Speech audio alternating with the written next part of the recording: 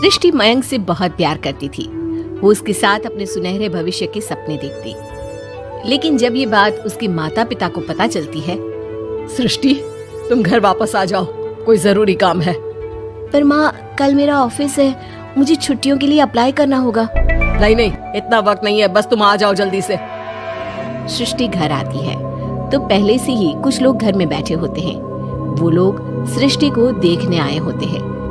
उसी में एक लड़का भी होता है, साहिल। मुझे सृष्टि पसंद है, मैं शादी के लिए हाँ करता हूँ। लेकिन माँ, आप तो जानती है कि। अरे चुप, कुछ मत बोल। सभी सृष्टि को चुन्नी चढ़ाकर चले जाते हैं।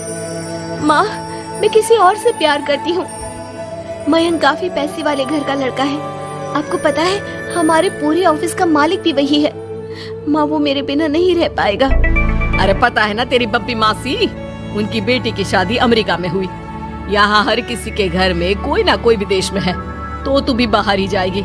साहिल ने इतनी लड़की रिजेक्ट की है। अब तू हाँ बोल दे तो शादी के लिए वो लोग तैयार ही है, क्योंकि वो लोग सिर्फ 10 दिन के लिए ही आए हैं इंडिया में। कैसी बात कर रही हो माँ, मुझे एक बार तो ऑफिस जाना ही होगा। लेकिन वो लोग मानते ही नहीं और सृष्टि की शादी साहिल से हो जाती है। शादी के बाद सृष्टि मयंक के पास जाती है। सृष्टि, तुमने शादी भी कर ली और मेरे माता पिता विदेश में मेरी शादी कराना चाहते थे। मैंने काफी समझाने की कोशिश की, लेकिन मेरे भाई और पापा नहीं माने। I am sorry Mayank. अरे तो मैं विदेश में कहीं शिफ्ट हो जाता यार, इतने सारे बिजनेस है मेरे।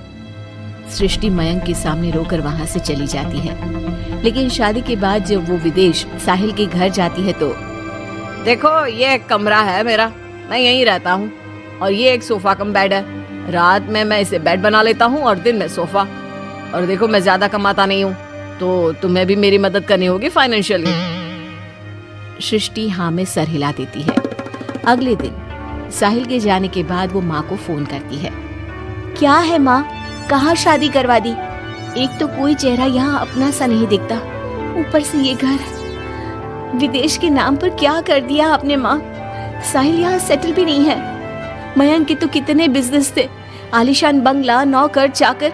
यहाँ तो मैं खुद नौकर बनकर रह गई हूँ। ये क्या किया माँ आपने? अरे क्या बताऊं बेटी, तेरे पिता ने जो कहा मैंने वही किया। अब जो कुछ भी है वो तेरी किस्मत है भाई, जैसी भी है। वहीं सृष्टि का भाई सारंग एक लड़की से प्यार करता है। माँ, मैंने शादी कर ली है निशा से। क्या शादी कर ली? और वो भी निशा से? और उसके माँ बाप तो नहीं मान रहे थे ना? भाग्य की है माँ, अब वो अपने घर में और मैं अपने घर में। और कैसी बात कर रहा है? उसके पिता तो बड़े कमिश्नर है, उठाकर जेल में डाल देंगे तुझे। तभी तो किया है पापा। और ऐसे कैसे डाल देंगे जेल में? लड़की उनकी भी बालिग है। अरे पर बेटा, वो लड़की ठीक नहीं है। देखो, किसी लड़की के बारे में ये बात मत बोलो। तुम्हारा लड़का ठीक है क्या? काश मैंने सृष्टि की शादी भी उसकी पसंद से की होती, तो आज मुझे इतना रोना तो ना आता। अरे माँ, तुम उसकी बात पर मत आया करो ना। विदेश में है, जहाँ लोग जाने के लिए मरते हैं।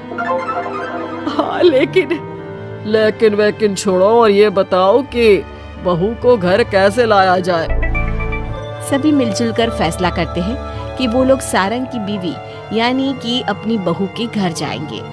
सारंग, माँ और पिता वहाँ जाते हैं, जहाँ पर बहन जी, अब तो बच्चों ने शादी कर ली है, तो आप लोगों का भी आशीर्वाद मिल जाता तो।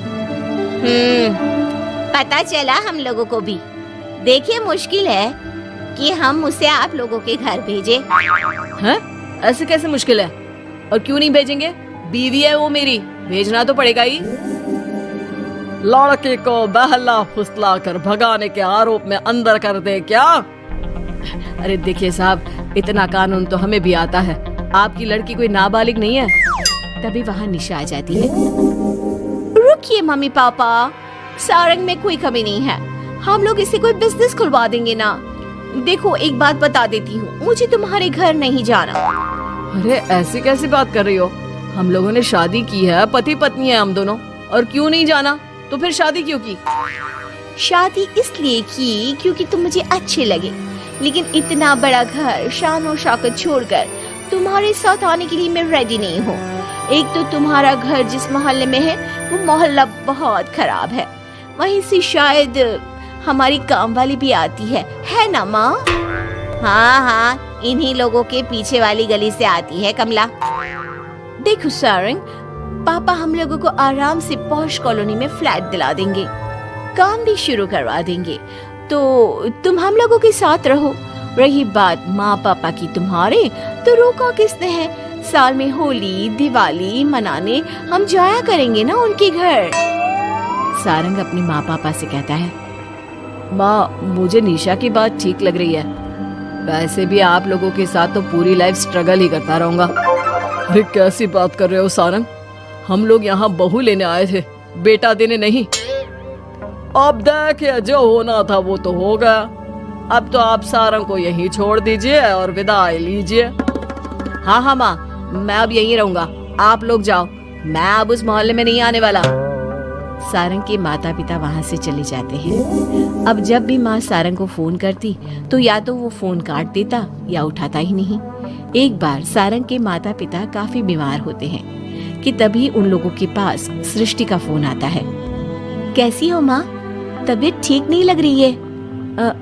तुम्हें और पापा को कुछ हुआ है क्या? अरे बेटा 2 दिन हो गए हम लोग कमरे में बंद है, कोई डॉक्टर के पास ले जाने वाला तक नहीं है। हाँ माँ, मैंने सारंग को फोन किया था लेकिन उसने कहा। अरे वो तो बात तक नहीं करता, पैसे वाला हो गया है ना। रुको माँ, मैं कुछ करती हूँ, आप दोनों तैयार हो जाओ। थोड़ी ही देर में उन लोगों की डोरबेल बजती है। माँ दरवाजा खुलती है तो सामने एक हैंडसम सा लड़का लंबी कार लेकर खड़ा होता है।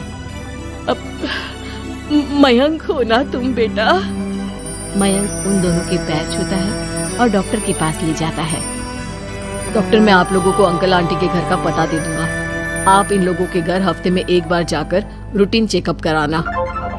जी जी मयंक जी, जैसा आप कहें, आखिर ये अस्पताल आप ही का तो है।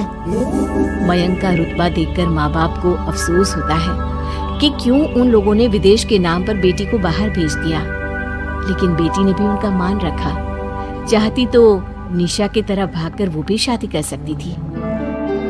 क्या सोच रहे हैं आप लोग? चलिए मैं आप लोगों को घर छोड़ देता हूँ। और हाँ, मैं और सृष्टि आज भी अच्छे दोस्त हैं, तो आप लोगों को कोई भी समस्या हो तो फोन कर दीजिएगा।